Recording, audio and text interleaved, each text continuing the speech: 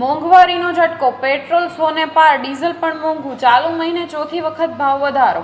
આંતરરાષ્ટ્રીય બજારમાં ચાલી રહેલી હલચલ વચ્ચે દેશમાં પેટ્રોલ અને ડીઝલના ભાવમાં ફરી એકવાર ઝીકાયેલા વધારાની સામાન્ય જનતાના ખિસ્સા પર બોજ વધ્યો છે।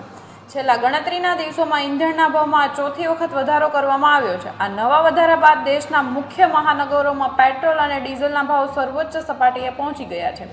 તાજેતરના ફેરફાર મુજબ પેટ્રોલમાં પ્રતિ લિટરે ₹2.61 અને ડીઝલમાં પ્રતિ લિટરે ₹2.71નો વધારો કરવામાં આવ્યો છે। આ નવી કિંમતો 25 મેની સવારે 6 વાગ્યાથી દેશભરમાં લાગુ થઈ ગઈ છે।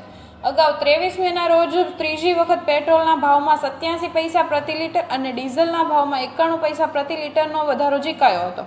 આ વધારા સામે મે મહિનાના અત્યાર સુધીના પેટ્રોલ અને ડીઝલ અંદાજે ₹5 જેટલા મોંઘા થઈ ચૂક્યા હતા, જેના બાદના આજના વધારા સામે પેટ્રોલ અને ડીઝલ હવે પ્રતિ લિટર ₹7.50 થી ₹8 સુધીમાં